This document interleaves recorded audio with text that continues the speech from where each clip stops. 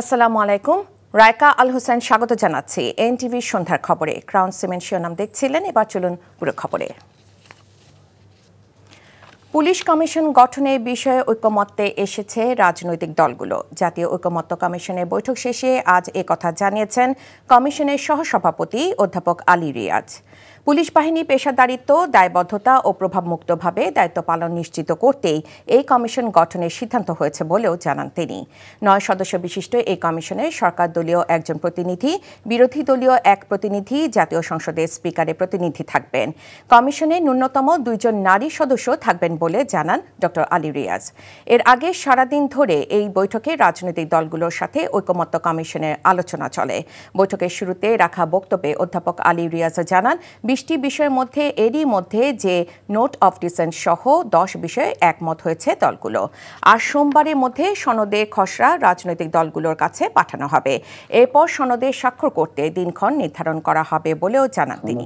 Primary text শুধুমাত্র ওইগুলো বাদ দিয়ে, যেগুলোতে একমত হয়েছে সেগুলো বাদ দিয়ে, তার বাইরে যে ভূমিকা এবং কমিটমেন্টের জায়গাগুলো, তার একটা খসড়া কমিশন তৈরি করেছে এবং কমিশন আগামীকালের মধ্যে সকল রাজনৈতিক দলের কাছে এই খসড়া প্রেরণ করবে আপনাদের বিবেচনার জন্য। আমরা মনে করি আপনারা আলাদাভাবে মতামত দিলে সেগুলি সন্নিবেশিত করা হবে। আমরা খসড়া নিয়ে এখানে আলোচনা করব না এই কারণে, যেগুলো শব্দের ব্যাপার। যদি বড় রকমের মৌলিক কোনো আপত্তি ওঠে তাহলে আমরা ফ্লোরে আনবো, না হলে আনবো না।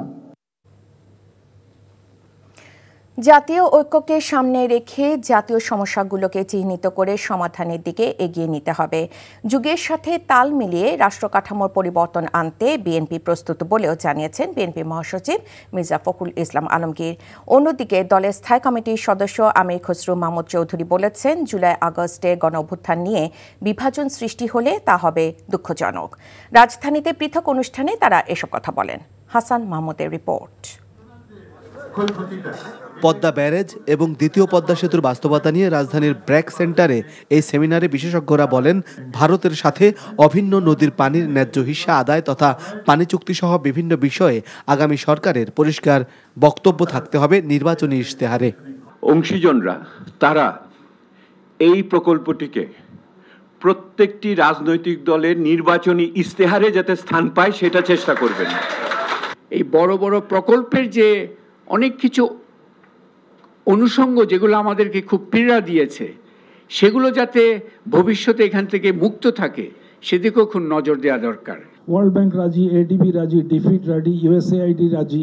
যার কথা বলেন সে গ্যাঞ্জেস ব্যারাজে টাকা দিতে রাজি আছে যদি ভারতের সাথে এটার ব্যাপারে একটা সমঝোতা হয়। মির্জা ফখরুল বলেন, বিএনপি গণতন্ত্রে বিশ্বাসী এবং বিএনপি চায় জাতীয় ঐক্যের মধ্য দিয়ে জাতীয় সমস্যাগুলোকে চিহ্নিত করে তার সঠিক সমাধান। রাজনৈতিক দল হিসাবে আমরা অত্যন্ত সচেতন যে জনগণের যেটা প্রয়োজন এবং কালের যুগের সঙ্গে সঙ্গে যে পরিবর্তনগুলো আনা দরকার, রাষ্ট্র কাঠামোর যে পরিবর্তন আনা দরকার, সে ব্যাপারে আমরা অত্যন্ত সচেতনভাবে আমরা সামনের দিকে এগোচ্ছি। আমরা যদি ঐক্যবদ্ধ থাকি আমরা পারি, এবং আমার বিশ্বাস যে আমরা পারবো। এদিকে ঢাকা রিপোর্টার্স ইউনিটি মিলনায়তনে ভাসানী জনশক্তি পার্টির এক আলোচনায় আমির খসরু মাহমুদ চৌধুরী বলেন, বিএনপি বাকশালে নয়, গণতন্ত্রে বিশ্বাসী। মুক্তির জন্য আমাদের এই আন্দোলন, এত ত্যাগ, এত মানুষের জীবন দিয়েছি আমরা সবাই। এতদিন আমরা জেল খেটেছি, বারবার জেলে গেছি। কি জন্য? বিভক্তি সৃষ্টি করার জন্য, ঐক্যের মধ্যে।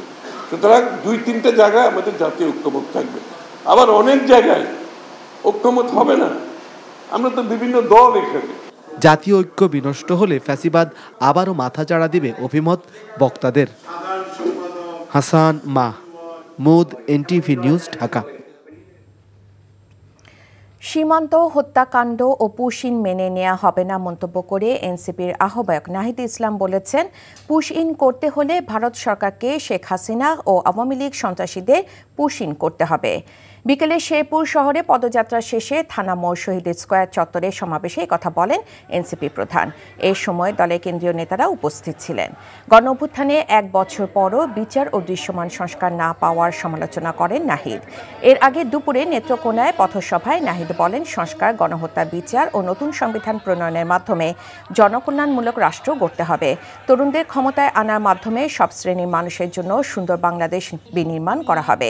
আশ্বাস দেন নেত্রকোনার সকল সমস্যার সমাধানের।